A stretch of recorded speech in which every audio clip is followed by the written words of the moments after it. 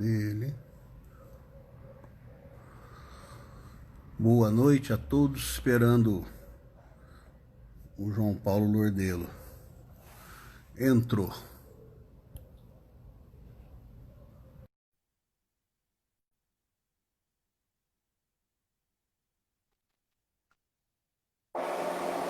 Olá, professor Zayden. Me vê? Tudo bem, professor? Tudo bom? Te vejo e te ouço muito bem. E você? Digo mesmo. Tudo ótimo. Por aqui tudo ótimo. Como é que Tudo estão as bem, coisas? tudo Fala bem? de Barretos? Estou falando de Barretos, estou em home office aqui. Que inveja eu tenho de você, porque eu estou aqui de Brasília, mas eu acabei de chegar aqui da Procuradoria-Geral da República. Eu tenho ido lá com alguma frequência. Você está trabalhando junto agora com o PGR? Estou trabalhando junto. Agora eu fui designado para Lava Jato. Eu estou atuando na Lava Jato na PGR. Já tem alguns meses, já tem, na verdade, alguns anos que eu atuo desde a gestão da doutora Raquel Dodge. Mas eu fiquei 2 anos no eleitoral, participei das eleições de 2018, foi um negócio bem bacana. E agora comecei a auxiliar o PGR na área criminal e agora mais especificamente na Lava Jato. Veja que minha formação não é criminal, né? Mas minha Não, atuação... mas, na verdade, para quem passou em primeiro lugar no concurso mais difícil do país, eu tenho certeza absoluta que a Procuradoria está em boas mãos, e a nossa Lava Jato também. Gentileza. Gentileza sua, muita gentileza Imagina, sua. foi Aliás, um prazer. para mim é um prazer enorme, eu agradeço já de antemão o convite, o gentil convite que me foi feito e aceitei com muito, muito prazer. Eu sei que a gente tem alguns amigos em comum, o Vitorelli, o Antônio Gide, entre Sim, outras pessoas. o Fred também, nós vamos fazer em É, agosto uma, eu e ele, né? que Eu bacana. percebo assim, os baianos dominaram o processo coletivo, né? Essa é uma realidade inexorável, né?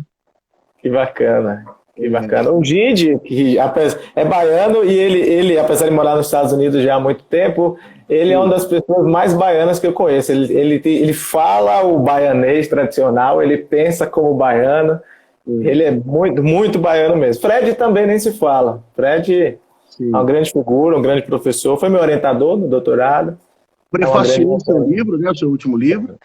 Prefaciou. Ele e o Gide. Eu peguei um prefácio de cada um. Na verdade, ele prefaciou e o Gide apresentou.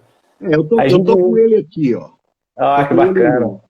ele. Que É muito bacana. bom o livro, a apresentação do professor Gide e o prefácio do Fred, né? Que legal. Eu, Que bom que eu, você... eu era para estar nesse momento com o professor Gide lá em Syracuse. Ah, que legal. Eu ia ficar, ele me convidou para ficar com ele um ano lá, para fazer Sim, um sim. LLM com ele, para tratar dessas questões de class action, o que nós vamos discutir aqui hoje, né? Mas aí Legal. apareceu a pandemia, eu não sei, É, eu não consegui ir, e não sei nem se vou conseguir o ano que vem também, né? eu sei. Mas assim, o lado bom é de o LLM com o Gide, eu conheço muita gente que fez, algumas pessoas que fizeram, todas adoraram, disseram que é realmente uma coisa maravilhosa, e o Gide acompanha a pessoa lá em Syracuse, o que é excelente. Então, assim, além do ensino, tem também a questão do acompanhamento que o próprio Gide faz pessoalmente, que é uma pessoa muito querida, uma pessoa nota 10. E muito embora tenha ocorrido isso da pandemia, é uma fatalidade, uma coisa lamentável, com certeza isso não faltará a oportunidade de dar seguimento a isso, né? Então, Sem dúvida, eu não quero perder essa oportunidade, de forma alguma. Mas deixa eu te legal. apresentar, para quem não te conhece, né? O professor João Paulo Lordelo, ele já foi defensor público federal, ele hoje é procurador da República, passou em primeiro lugar no concurso público, está lotado junto à Lava Jato, poderia dizer assim, né? Você está designado para a Lava Jato pela Procuradoria-Geral, né? Exato. Ele é doutor e mestre em Direito, tem uma curiosidade que ele também tem um mestrado pela Universidade de Sevilha, além de ter aqui na Bahia, né? É, Igual o meu caso, eu se fosse fazer o LLM, que nada mais é do que o nosso mestrado, eu já tenho mestrado e o doutorado, mas teria um LLM fora, né? Um mestrado fora, que é o seu caso aqui em Sevilha, né? Que sempre é sim. interessante, né?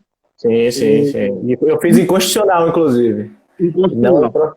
exato, E você também está fazendo um pós-doutoramento por Coimbra, né? Pela Universidade de Coimbra. exato, exatamente. Estudando E já uma área de Direito e Tecnologia, que é um tema que eu tenho me interessado muito. Eu fiz um curso recentemente com o FBI sobre provas digitais, vai até sair um artigo meu na revista de Processo sobre isso. E tenho focado bastante nessa questão de provas digitais, processo digital, investigações digitais, litígios digitais, etc. interessante. E tem vários outros concursos aqui em que você também. Você teve uma vida de concurseiro, né, professor? Pois é, eu não tive uma vida de concurseiro, na Não. verdade. É porque Não, faltou porque rápido, né? eu tive muita sorte de que eu estudei num período em que teve muito concurso. E eu queria passar logo, então eu estudei o máximo que eu pude para tentar passar logo. Então, assim, minha vida de estudar para concurso foram um ano, eu entrei na defensoria, aí eu parei de estudar, fiz mestrado, depois eu estudei mais 1 ou 2 anos e entrei no Ministério Público, passei na magistratura e outros concursos também, mas eu tinha muita pressa de passar, por isso eu não fiquei muito tempo estudando. E eu tive Que muita bom. sorte, com certeza, muita sorte eu tive, dado o momento de estar inspirado no dia das provas, de estar com a cabeça no lugar, porque não é... Concurso público é uma coisa de disciplina, né? Uma coisa militar e também envolve sorte. A gente não pode achar que a gente tem tudo sob nosso domínio, nosso alcance. Não, mas que bom, viu? Eu fico muito feliz. Inclusive, hoje te falei de um amigo, ele está nos assistindo aqui, que é o Marco Aurélio, ele vai entrar em contato depois com você, que ele quer fazer ver se ele faz uma espécie de um coaching com você. Me parece que Bacana. você Eu oferece um faço, coaching individual, né? eu tenho cursos de acompanhamento, tenho cursos, hoje eu tenho cursos no curso Temas, que é um curso de material focado para o MPF, e curso de acompanhamento também, para estudo. Tenho Ó, desenvolvido. eu gosto demais daquele seu manual que você tinha no curso ênfase, sabe? Sim, Eu sim. acho ele muito prático, muito objetivo e, ao mesmo tempo, não falta nada nele para quem quer estudar. Eu acho Bacana. fantástico aquele teu manual, tanto que eu uso para os meus alunos de mestrado e de doutorado, eu uso o seu manual e eu uso algumas outras doutrinas que a gente conhece, mas eu sempre sigo o roteiro do seu manual. Eu Que achei legal. excelente, viu? Fico Parabéns. muito honrado. Aquele manual surgiu da leitura de tanto. Eu tinha tantos livros de processo coletivo que eu falei: olha, eu vou fichar eles fazendo um manual prático, um arquivo condensado com as principais informações. Eu sempre gostei tanto. Ó, o Gide entrou aí, ó. Grande Gide. Eu mandei para ele um postzinho para ver se ele nos prestigiaria. Vamos ver, que Um coisa boa. abraço, meu amigo Gide, meu mestre, meu mentor Gide. Grande abraço. Quanta honra tê-lo aqui na audiência. Né? Grande figura, grande amigo, querido. Que bom. Vamos então direto para as questões de mérito assim da nossa live ou não? Bora. Você que manda, você que conduz aqui. Gide botou aqui, ó. Claro que estou aqui para aprender. Além de tudo, é humilde, né? É Além de humilde. tudo, é humilde. Assim, em público, ele é humilde. No particular, ele é uma figura. É um piadista. É um bom baiano, né? É um bom baiano. Mas, professor, é o seguinte, eu tenho visto com a doutrina mais atual, mais moderna, que hoje existe uma conceituação, uma visão mais elástica do que seriam os processos coletivos. Então, eles seriam mais um gênero do qual haveriam várias espécies. Por exemplo, as ações coletivas, como espécie dos processos coletivos, IRDR, outros institutos dessa natureza. Você também pensa dessa forma? Eu penso, e eu tive muito cuidado, olha, essa ideia do conceito amplo de processo coletivo, um dos primeiros autores que desenvolveu isso no Brasil foi o Fred Didier. E Fred e Hermes Zanetti, eles já partiam dessa ideia, olha, o processo coletivo é aquele que se discute uma situação jurídica coletiva. Uma forma de discutir isso é por meio das ações coletivas, mas há outras técnicas ou incidentes em que é possível imaginar um grupo com interesse na certificação no sentido de, não do sentido do meu livro, mas no sentido de conferir uma certeza a respeito de uma discussão. E eu tenho um problema, assim, minha formação é direito processual, mas eu tenho um certo assim, desgosto de algumas manias de processualistas. Primeiro, de querer criar falsos problemas e querer mexer em coisas que já estão pacificadas às vezes.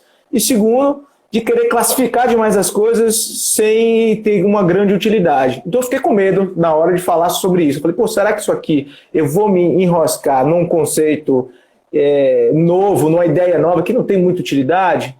Aí eu fui para o direito comparado e vi que não.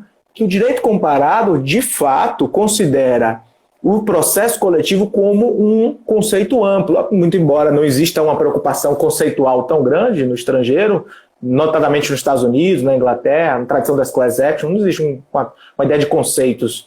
Mas a ideia de multi-party actions, isso é uma expressão inglesa muito usada, é um gênero que congrega as ações de classe, as ações coletivas, e também os incidentes de julgamento por amostragem, de agregação de litígio, que são os test cases. Aí tem vários nomes em Musterverfahren na Alemanha, test process na Áustria, test case, claim resolutions, tem vários nomes em vários países. E aqui a gente tem o IRDR e o julgamento de casos repetitivos. E os recursos repetitivos, perdão. A gente tem um gênero, que é o julgamento de casos repetitivos, que tem o IRDR e os recursos repetitivos. Então, tanto nas ações coletivas, quanto nesses incidentes de julgamento por amostragem, me parece que sim, é possível conceber grupos, ou seja, coletividades, que tenham interesse em alguma coisa, que tenham interesse na resolução de uma situação jurídica coletiva. Aí você pode falar, mas será que isso é uma ficção?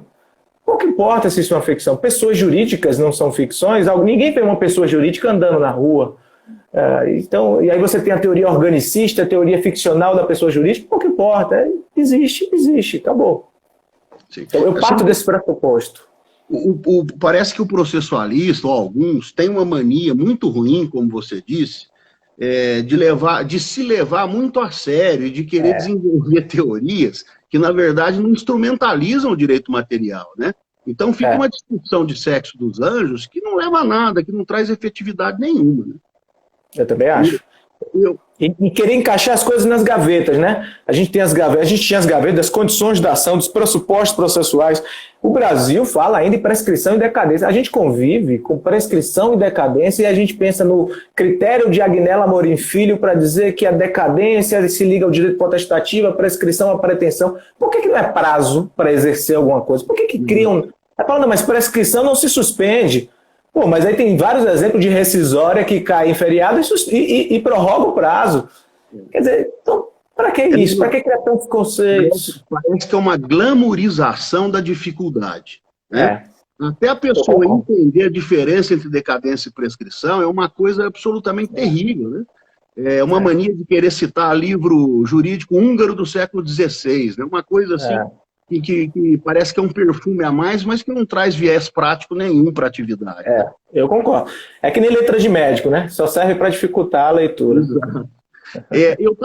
Nós fizemos uma live a semana passada, eu e o Vitorelli, o Edilson Vitorelli. E comentando sobre essa questão da efetividade no processo coletivo, nós concluímos o seguinte, que as duas primeiras ondas renovatórias lá do Brian Garf e do Capelletti foram efetivamente cumpridas aqui. Ninguém pode negar que nós temos um processo coletivo efetivado, no sentido de existente, né? Inclusive possivelmente ombreado com os Estados Unidos, eu acredito, em volume de ação, alguma coisa nesse sentido. Mas a terceira onda é o nosso grande problema, né? É buscar a efetividade, a resolutividade desses processos coletivos.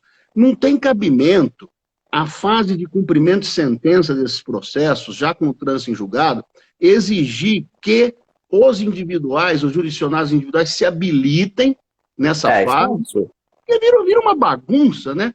Então, eu não sei se você tem alguma ideia, ou se o seu próprio livro prevê alguma ideia para a gente poder facilitar esse tipo de questão. Sim, primeira coisa, eu concordo com você, as ondas renovatórias, aquele clássico livro do Garf com o Capelletti, acesso à justiça, eu concordo, o Brasil, convenhamos, a primeira onda você tem justiça aos pobres, a segunda onda você tem a coletivização. A justiça aos pobres, o Brasil dá exemplo para o mundo inteiro.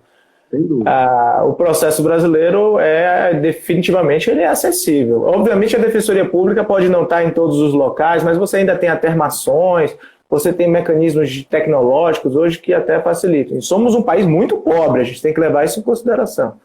O processo coletivo brasileiro é uma referência no mundo inteiro.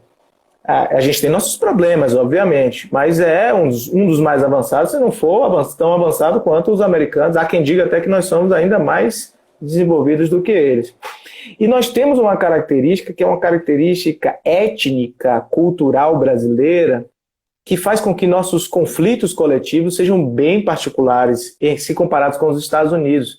A gente tem conflitos, por exemplo, os conflitos americanos dos anos 50, 60, 70, da concretização dos civil rights, eram conflitos que diziam respeito de fato, a fazer valer a 14ª emenda, e foram conflitos emblemáticos. Só que a gente não vê muito nos Estados Unidos um conflito que envolva uma hidrelétrica com um desastre ambiental, com uma comunidade indígena, com uma comunidade ribeirinha, até porque nossos mecanismos de fiscalização não funcionam tão bem. Então a gente tem que resolver o problema no judiciário, os americanos nem tanto. Então assim, eu concordo com você, primeira onda, segunda onda, acho que nós estamos bem, a efetivação é um problema. E aí você citou um caso curioso que me lembra muito dos casos dos expurgos inflacionários. Primeiro, o problema de convivência de várias ações coletivas ao mesmo tempo. Isso aí, Gide, que está aqui vendo a gente, Gide já fala isso há muito, muito tempo. O rumo a um Código de Processo Civil coletivo, o Gide, que é uma obra absolutamente fantástica de Gide, eu ainda prefiro o Class Action dele, mas é uma obra fantástica, o rumo. A gente já faz essa crítica há muito tempo. Olha, primeiro conviver um monte de ação coletiva, e aí você tem um membro do Ministério Público que ajuiza e não sabe que o seu vizinho de gabinete já ajuizou a ação igual, então é um negócio esquisito. O regime da coisa julgada dificulta um pouco. E além do mais, para direitos individuais homogêneos, temos a famosa sentença genérica. E aí, que não deve ser, e isso é um problema que pode ser contornado sim, pela nossa legislação. A legislação permite esse contorno, essa solução desse problema, porque a gente parte do pressuposto que, olha, direitos individuais homogêneos, vamos fazer uma sentença genérica, o juiz diz, realmente, essa coletividade tem direito de ser indenizado, tem direito de receber a diferença da correção monetária, dos juros, da poupança, etc., no período tal e tal, quem teve conta poupança nesse período.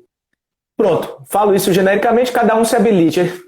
Quer dizer, você não teve 1 milhão de pessoas ajuizando, mas vai ter 1 milhão de pessoas fazendo a liquidação imprópria. Não adiantou nada, né? Não adiantou nada. Mas isso é possível, o juiz poderia dar um comando para que a instituição financeira já reconhecesse, já efetivasse de maneira coletiva. E aí permitiria apenas aqueles que não viram seu direito ser satisfeito reclamar. Então, existe uma certa preguiça também de olhar e falar, já que a lei fala, já que o CDC fala em sentença genérica, vamos de sentença genérica. Espera lá, vamos pensar na sentença genérica como exceção, não como uma regra. Vamos tentar efetivar isso coletivamente. Eu acho que tinha que prevalecer o opt-out no caso, né? O professor Torelli comentou um caso interessantíssimo. Um colega dele, colega de vocês, se eu não me engano, também procurador. Ele estava nos Estados Unidos e foi assistir um filme numa rede IMAX, e ele pagou com cartão o filme, a entrada do cinema. Só que, por uma falha no sistema, apareceram todos os números do cartão dele na fatura. E normalmente aparecem os últimos números, né? E isso expõe o cidadão, enfim, a algum risco de fraude. Como isso foi detectado, o que aconteceu? Foi ajuizada uma ação coletiva nos Estados Unidos, sem ele saber, só que a companhia de cartão tinha o endereço dele, tinha o e-mail dele, o telefone, enfim, os contatos. Eles mesmos lá, o judiciário de lá, descobriu o endereço dele, enviou para ele uma correspondência dizendo, você tem interesse em participar dessa demanda coletiva em razão desses fatos? Ele ficou silente, não respondeu nada, e a demanda continuou, até que um certo dia ele recebeu na casa dele aqui no Brasil uma correspondência com um cheque de $100 dentro. Quer dizer, isso é processo coletivo, né? Isso é algo que funciona, isso é algo efetivo, né? Eu fico pensando se nós vamos conseguir chegar a esse ponto aqui no Brasil. Eu acho que para chegar a esse ponto, o processo coletivo o judiciário como um todo, tem que alcançar um poder de deterrência ou de dissuasão que ainda não existe no Brasil. As pessoas não têm medo do judiciário no Brasil. As pessoas nos Estados Unidos têm muito medo do judiciário, no Brasil não tem medo. Então, existe um cálculo aí de uma análise econômica da litigância, que a pessoa pensa, é melhor deixar rolar o problema e acabou. Depois eu pago isso. Agora mesmo o ministro Gilmar Mendes suspendeu todas as ações trabalhistas que discutam a aplicação da TR. Ele quer botar a TR como atualização. Aí você bota um litígio em que o devedor vai pagar uma taxa minúscula no final, então para ele é melhor ele pegar esse dinheiro, investir no negócio e deixar lá. Então, eu acho que existe um pouco desse lado, da ausência de deterreno. Eu acho que sim. Nós somos muito competitivos. Quer dizer, os americanos também são, é importante dizer. Existe muito processo nos Estados Unidos. Gigi não me deixa mentir. Mas eles têm medo do judiciário porque sabem que o judiciário vai dar uma resposta economicamente que desincentive o ilícito. Entendi. Aproveitando esse gancho da questão da suspensão aí do Gilmar Mendes, vamos falar do artigo 16 da Lei de Ação Civil Pública, que também houve lá uma atribuição de repercussão geral num recurso extraordinário, e o ministro Alexandre de Moraes suspendeu também, com base no 1035 do Código de Processo, todas as ações que versem sobre essa questão, né? O que você me fala sobre isso? Independentemente da inconstitucionalidade formal, material, você acha que o 103 do CDC, por ser posterior, de alguma forma ele tenha derrogado ou revogado esse dispositivo? Olha, eu acho... Essa é uma discussão muito boa e às vezes as pessoas não se percebem uma pequena sutileza em relação ao artigo 16 da Lei da Ação Civil Pública. Eu tive até a felicidade de ver meu livro, a minha tese comercial, ser citado no parecer do PGR nesse caso, e eu não participei da minuta desse parecer, né? E o que acontece? O artigo 16, é óbvio, isso aí todo mundo sabe, que o artigo 16 surgiu com o objetivo de limitar o alcance do processo coletivo, né? O processo coletivo, há quem diga que o processo coletivo brasileiro é que nem a disciplina do Ministério Público brasileiro. Não vai para frente mais. Não tem como melhorar, só tem como restringir. Porque o interesse maior é que não se potencialize o processo coletivo, porque isso mexe com grandes interesses. Há quem diga isso. O artigo 16, e um dos grandes interesses é do poder público, inclusive. Sem os dúvida. Maiores interesses. Os maiores. Do poder público, né? Pois é. E aí o que acontece? O artigo 16 ele limita a eficácia da decisão do processo coletivo à abrangência da territorialidade do órgão julgador. O que é estranho, porque a crítica comum confunde competência com eficácia da decisão. Se eu me divorcio em Brasília, eu sou divorciado em Salvador também. Isso é óbvio. Só que tem uma sutileza que é o seguinte: esse artigo 16 tem também uma razão de ser. Eu não defendo ele, eu acho que ele realmente é inconstitucional por violação ao acesso à justiça. Eu acho que ele é totalmente desproporcional, na minha opinião. Mas ele tem um detalhe curioso, que é o seguinte: muita gente quando se fala assim, olha, é possível discutir constitucionalidade como questão incidental em ações coletivas? Todo mundo diz sim, é possível. As ações coletivas não podem, por outro lado, uma ação civil pública não pode ter como questão principal a constitucionalidade de uma lei. Tá. Então imagine a seguinte situação. Imagine que o Ministério Público do Estado considere a cobrança de uma taxa de saneamento básico, uma tarifa ilegal, ou inconstitucional, melhor dizendo, e a cobrança é fixada em lei. Está lá o dispositivo da lei. É cobrado uma tarifa X. O Ministério Público fala, isso é inconstitucional. Vou ajuizar a ação civil pública contra a empresa de saneamento, que é uma só no estado todo, geralmente. Mas eu não vou pedir a declaração da inconstitucionalidade. Eu vou pedir que seja condenada a estatal a não cobrar a tarifa. E como questão incidental, eu argoo a constitucionalidade. Eu fui advogado, meu primeiro concurso que eu passei foi de advogado de uma empresa de saneamento. Eu dou esse exemplo porque isso acontecia muito. E tinha um setor que a gente chamava lá de setor das ADINs. E quando eu entrei, eu falei, ADIN no Tribunal de Justiça? Não, são as ações civis públicas que parecem mais ADINs. Que fazem um controle de constitucionalidade concentrado na seara. Mas disfarçado. Porque diz, olha, na verdade, a gente está arguindo como questão incidental, mas o pedido é para não cobrar. Mas como a eficácia vai ser erga omnes, vai dar no mesmo. Sim, então, esse artigo 16 veio tentando corrigir isso aí. Opa, então não vamos botar erga omnes, não, só nesse território ali. Então, pegou uma resposta, deu uma resposta torta para um problema torto. E aí tá esse problemão aí. O problema já havia sido resolvido, né? O STJ já havia resolvido. Sim. E o Supremo, mais uma vez, levou essa questão. Eu acho uma pena rediscutir o tempo todo as mesmas questões. O artigo 16 não deve ser aplicado. O país para, né? Mas eu acho assim, que além da questão da inconstitucionalidade do mérito, da inafastabilidade, também da isonomia, o artigo 16 ele é decorrente de lei, decorrente, na verdade, de uma MP. Né? De uma MP. Matéria processual é vetado pelo artigo 62 da Constituição esse tipo de técnica. Né? Então, eu acho que a inconstitucionalidade também é formal. Né? Mas eu não me recordo se podia MP sobre processo na época, né? Porque as MPs sobre processo na época foram convalidadas em lei e ficaram com força de lei mesmo. Mas essa MP era de que ano? Você está lembrado? Eu não me recordo. Mas você tem razão, tem essa questão também, tem que verificar o momento em que isso ocorreu. Isso acontecia muito na Lei 9494, todas aquelas leis que têm por objetivo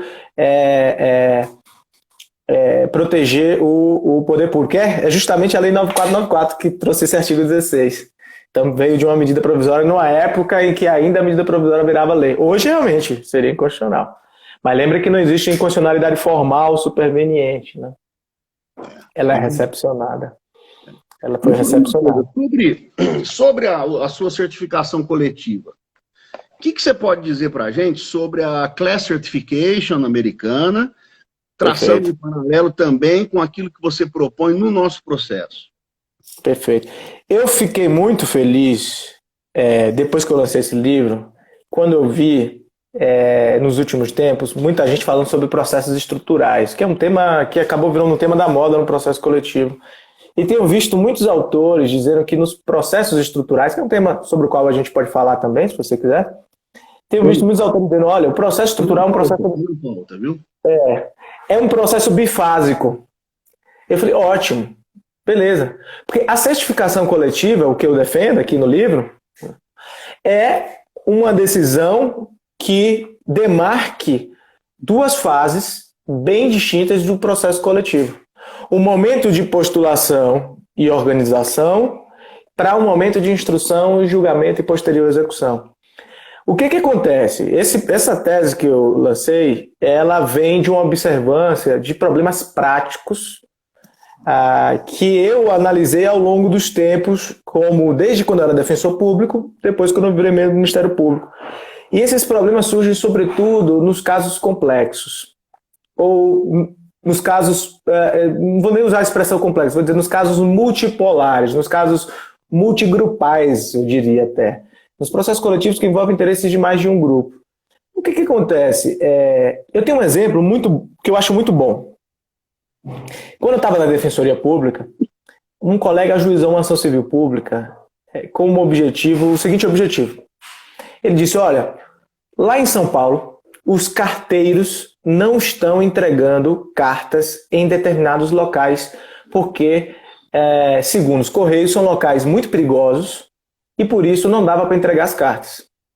Aí o que pensou o defensor público? Falou, olha, existe aqui uma comunidade necessitada, eu sou defensor público, minha instituição protege essa comunidade, ele pensou, e não está sendo entregue, logo temos um sujeito de direito, temos uma norma que obriga a continuidade do serviço público, temos a desobediência da norma, uma ação civil pública para fazer valer a norma. E aí ele ajuizou. Aí eu falei para ele, conversando com esse colega, eu falei assim, sabe uma coisa curiosa? Você não percebeu que tem um grupo igualmente vulnerável que ficou de fora? Ele que os carteiros. Você não faz parte de uma instituição que protege vulneráveis, necessitados? Sim. Pois é, os Correios os Correios não estão nem aí se vão mandar ou não vão mandar. Eles estão preocupados com a questão trabalhista. Eles não querem ver um funcionário dele morrer por culpa deles. Mas se for uma decisão judicial, o gestor fica muito mais tranquilo. Estou matando o carteiro por decisão judicial, a culpa não é minha. Então, tem gente ficando insegura, a culpa não é minha. Quer dizer, tira até das costas do empregador um problema, que é um problema sério, que é a segurança do trabalhador. Então, os carteiros ficaram de fora. E os carteiros não foram sequer consultados.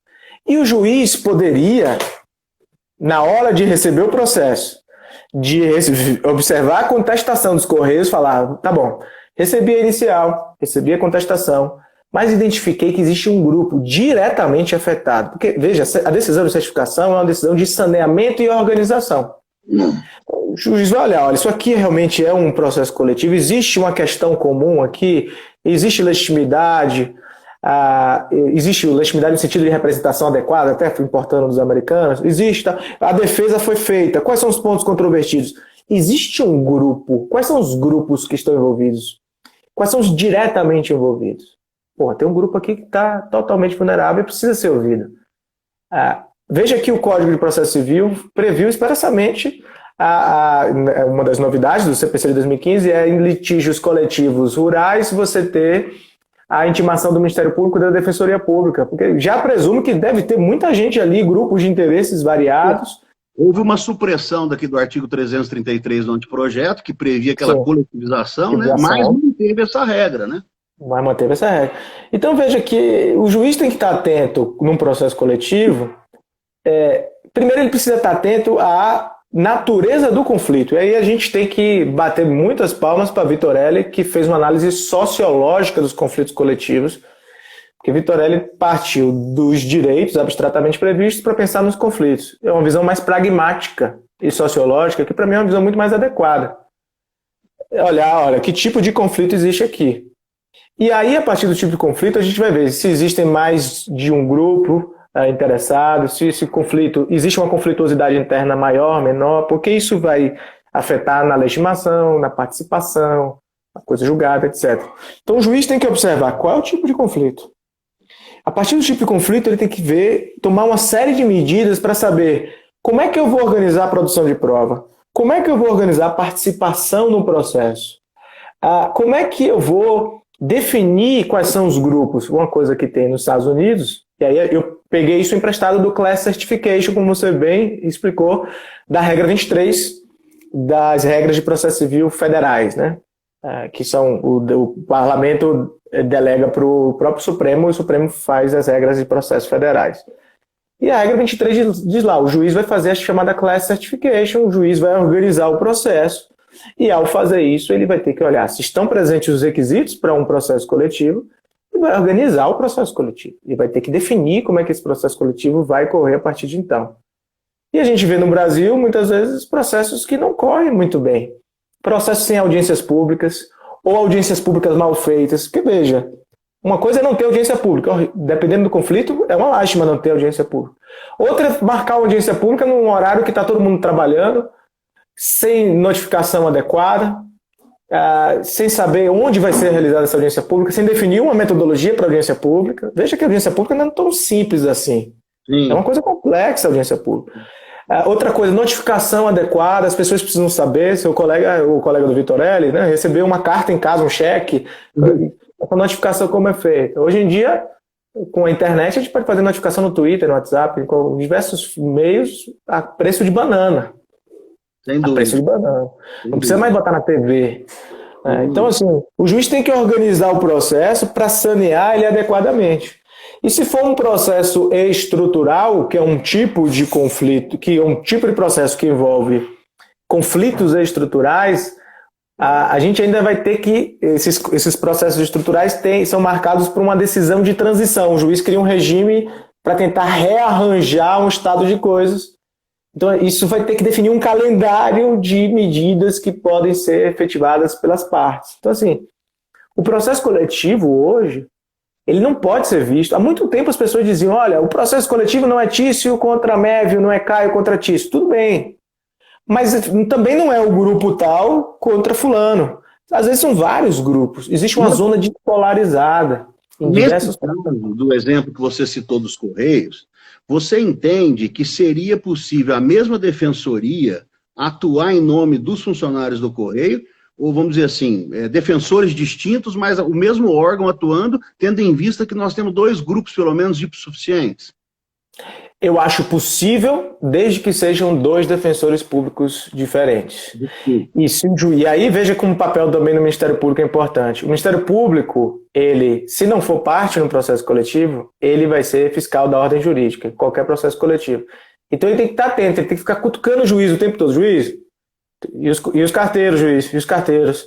Aí, ó, tínhamos carteiros, ó, precisa de um representante para os carteiros. O próprio Ministério Público pode sair da função de fiscal e atuar por um grupo, ou pedir para a Defensoria patrocinar o outro grupo, ou melhor ainda, pedir para um sindicato dos carteiros defender os carteiros. Porque, olha, Zaide, eu vou ser bem sincero, eu sou membro do Ministério Público Federal, mas eu não acho que, por ser agente público, eu tenho a maior aptidão para defender o interesse da sociedade. Na verdade, em sociedades com participação cívica forte, as pessoas se defendem por associações. Quem melhor conhece o interesse dos conflitos coletivos, os interesses próprios de uma determinada coletividade, são as pessoas que integram essa coletividade. Então, veja, em tese, quando o membro do Ministério Público, como defensor público, ajuiza uma ação civil pública para proteger adquirentes do Minha Casa Minha Vida, pessoas que frequentam esse programa, isso se justifica muito porque são pessoas vulneráveis, não têm nem recursos para pagar advogado e têm uma dificuldade de se organizar. Mas, em se tratando de outros tipos de coletividade, às vezes até de trabalhadores, é até mais interessante que o sindicato atue e que o Ministério Público fique ali como um fiscal, observando se as regras estão sendo bem aplicadas. É importante trazer o processo coletivo para a sociedade também. Sem dúvida.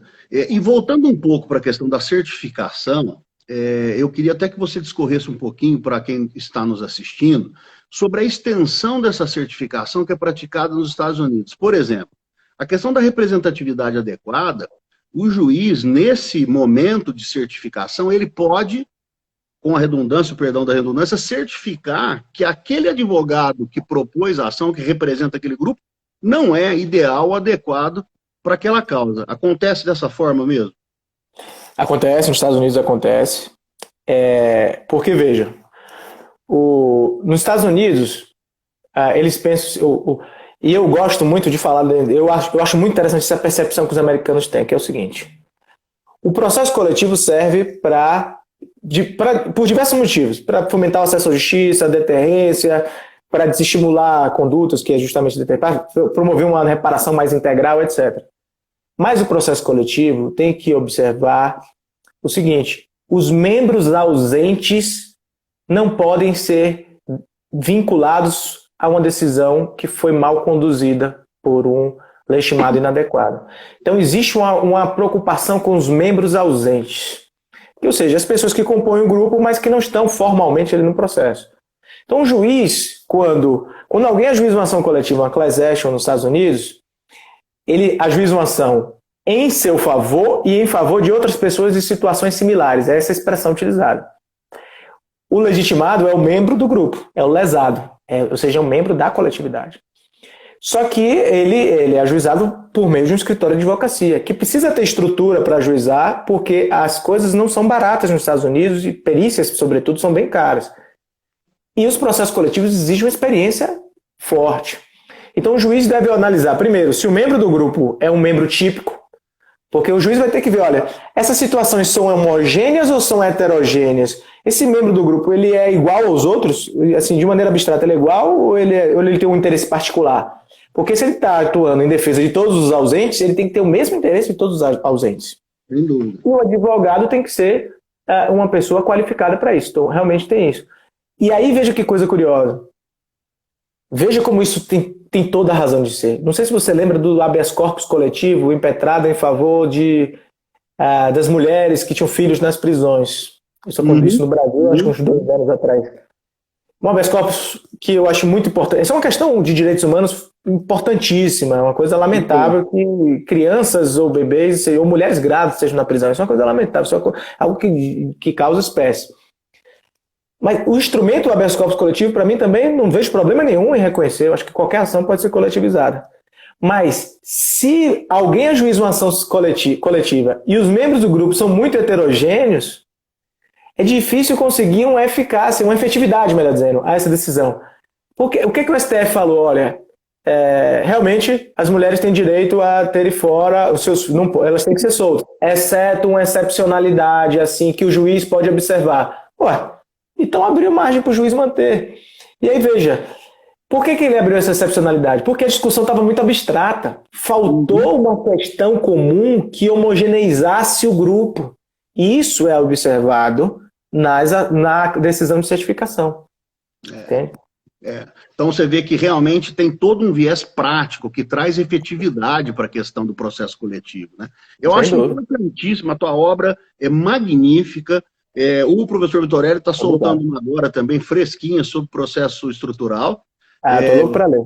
E eu acho assim, que nós temos aí uma prateleira boa hoje na doutrina, viu? Incluindo o professor Gide como o nosso comandante, você, o Vitorelli, o Fred, enfim, uma pleia de bons doutrinadores na área. Por falar do processo estrutural, o Fred, ele entende que o nosso CPC e o nosso microsistema, até porque o CPC, no meu modo de ver, integra esse microsistema também, eles são suficientes para dar conta de um processo estrutural aqui. Por outro lado, o Vitorelli discorda, ele acha que não, que teriam questões que teriam que ser melhor tratadas, elaboradas. E você, o que você pensa sobre isso? Ótimo. Eu acho, eu estou do lado, o Vitorelli está do lado de Gajardoni, também pensa a mesma coisa. Olha, o processo atual não é suficiente. Eu estou do lado de Fred, e embora eu não concorde com o Fred em relação a um determinado ponto, eu acho que o procedimento que a gente tem é mutante o suficiente para solucionar isso. Agora, eu discordo de Fred em alguns sentidos. Primeiro, Fred, primeira coisa que eu acho interessante falar de processo estrutural. O conceito de processo estrutural de Fred é diferente do conceito de processo estrutural de Vitorelli. Veja, Fred inclui no processo estrutural decisões, qualquer processo que trate de um litígio estrutural, que para ele é um litígio que pressupõe que necessita de uma decisão de organização de um estado de coisas. A forma que Fred conceitua o processo estrutural é muito abstrata. Ele inclui, por exemplo, os processos de falência, recuperação judicial, porque você vai ter que reestruturar a economia de uma determinada sociedade. Ele acha que isso é estrutural. E aí Fred, ele torna tão abstrato o conceito que ele fala, existe processo estrutural individual ou coletivo, existe processo estrutural multipolar ou não, ou seja, com apenas dois polos, bipolar, existe processo coletivo complexo e processo coletivo não complexo. E aí eu falo, o que é tudo não é nada. Se você cria um conceito que pode ser isso ou aquilo, isso ou aquilo, isso ou aquilo, é difícil você extrair características peculiares disso. Porque aí depois ele fala, não, o processo coletivo tem que ter um regime de participação próprio, elasticidade. Peraí, alto lá, depende. O grau de elasticidade vai depender se é multipolar ou se é bipolar. Vai depender se é complexo ou se não é complexo. Vai depender se esse litígio estrutural ele é irradiado ou se ele é local. Então, assim, quando você cria um conceito muito abstrato, você corre o risco de criar uma categoria processual que serve para tudo. E aí eu concordo com o Vitorelli, quando ele fala de processo estrutural, ele vai nas raízes americanas e fala assim, o Vitorelli fala, o processo estrutural é um litígio irradiado, que decorre de uma violação do funcionamento de uma estrutura burocrática, pública ou privada, e cuja solução exige uma reestruturação dessa estrutura. Tem origem no Brown versus Board, das escolas americanas, sistema prisional americano, tem a ver com o estado de coisas constitucional na Colômbia. É melhor ficar por aí, porque você consegue ter mais utilidade no conceito do que se você falar que até um processo falimentar é um processo estrutural. Porque o processo falimentar é bem diferente de um processo como o Serra Raposa do Sol, que é um processo de demarcação, um processo indígena, de demarcação terra indígena, que o Supremo teve que julgar na época da relatoria do ministro Ares Brito. É muito diferente. Então, assim, não dá para você dizer que todos eles tem que ter essa característica assim, porque são coisas muito diferentes falimentar disso. Então, eu discordo de Fred disso. Agora, eu também discordo de Fred quando ele fala que primeiro precisa ter uma fase de reconhecimento do estado de desconformidade e depois uma decisão para criar um programa e tal, como se fosse algo inteiramente novo, como uma ação de prestar contas, essas ações que são bifásicas. Eu acho que, no fundo, essa divisão que ele faz é uma divisão de execução e fase de conhecimento. E às vezes e Fred fala, não é execução bem porque tem uma cognição muito ampla. Mas tudo bem, cognição, tem cognição da execução. Existe cognição da execução. Então, assim, o processo estrutural é um processo que tem que ter uma boa certificação, no sentido de uma boa decisão de saneamento e organização, para ter uma boa produção probatória, para ter um regime de intervenção de terceiros importante, com intervenções atípicas de interessados na formação do precedente, 1038, parágrafo 1º, dá para pegar de emprestado. E aí, depois que reconhece esse estado de desconformidade, se for o caso de proferir uma decisão com caráter um pouco mais genérico, dedica a fase de execução para criar um programa ou uma decisão de transição. Nos moldes do artigo 23 da LINDB, que fala de processos administrativos, fala de decisões transitórias. Cabral lançou um livro agora sobre isso. Cabral, que é um grande processualista. Então, eu acho que dá para seguir o modelo tradicional ali, não tem problema. Tradicional que já não é tão tradicional, porque o Código de Processo Civil de 2015 é bastante dinâmico. Ele permite que a gente trabalhe com processos estruturais, da mesma forma que a gente também trabalha com processos coletivos. E a prova disso é que os americanos também têm processo estrutural. Eles não criaram um código de processo estrutural e eles têm um processo que já não é tão antigo, não é tão novo assim. Eles têm regras de processo civil e eles trabalham bem com processos estruturais. O Supremo Tribunal já decidiu processos estruturais em sede de controle concentrado e constitucionalidade, que é um procedimento bem chapado, bem compacto. Já decidiu, não tem uma instrução ali e tal. Então, veja, é possível se lidar com isso. Eu acho que o nosso problema também é o excessivo apego a tradições, né? Eu estava conversando com o próprio Gide, esses tempos atrás, sobre a questão do princípio do dispositivo, da congruência, né? De limitar a decisão ao pedido. Quer dizer, a decisão tem que ser proferida nos limites do pedido, né? O que acontece? Essa nossa apudização, né, do processo coletivo, que na verdade a gente estudou processo coletivo com base nos italianos, né, não foi diretamente com base nos americanos, nos leva a esse tipo de apego excessivo às tradições. Por exemplo, hoje no CPC 2015, nós temos um artigo 536 que prevê a possibilidade de medidas alternativas ou fora do pedido, na fase em ações de obrigação de fazer ou não fazer, né? Da mesma forma, o CDC já previa no artigo 84 essa possibilidade. A pergunta que eu te faço, você acha possível, portanto, uma decisão não consensual num processo estrutural que seja, entre aspas, extra ou ultra petita? Acho possível, sim. Eu acho que a congruência já não era algo tão marcante dos processos coletivos em geral, quem dirá dos processos estruturais. Por quê? Porque é da própria dinâmica do conflito. Tudo bem, eu sei que existe uma preocupação em estabilizar. Isso tem uma origem não só italiana, mas também no direito canônico. Essa coisa de você querer estabilizar no direito lusitano, no canônico, no romano. Fala de direito romano é até complicado porque tem fases do direito do romano. Essa questão de segurança, né?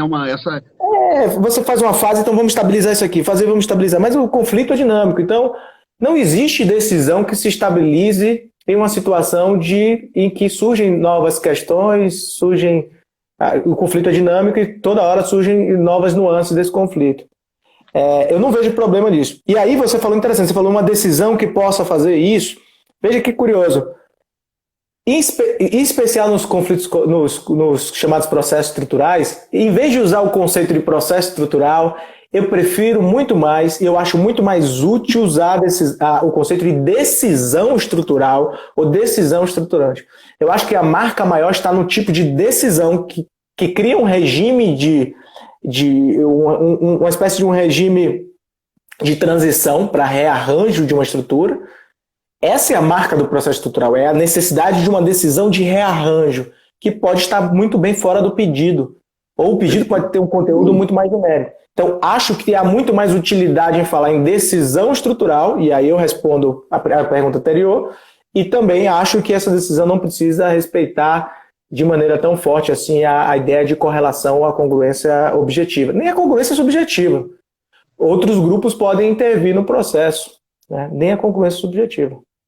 Perfeito. Deixa eu te falar, nós temos aqui acho que só mais no máximo 6, 7 minutos. Deixa eu pegar algumas questões que fizeram aqui. Primeiro, o Gide falou que o livro Rumo dele é melhor. Eu concordo, eu prefiro o Rumo. Eu acho o Rumo é bom porque ele é ácido no Rumo, ele tem aquele jeito feio dele. Mas é porque ele estava muito bravo, né, no Rumo. Esse é o problema. Eu sei. Mas eu sou solidário a ele, viu, nessa história toda. Sim, eu também. A gente falar, eu bato palma. Eu acho muito bem escrito, eu acho que é um livro de 2008 que ele tem que refazer esse livro, não é possível que ele não solte uma outra edição, né? Eu acho importantíssimo que ele faça isso. Sim. Muitos parabéns aqui, o pessoal está perguntando qual que é o nome do manual. O manual é manual de processo coletivo. Manual prático de processo coletivo. Cumprimentos. Se existe ação individual que reflita uma questão estrutural, você já respondeu isso, inclusive falando sobre o Fred, né?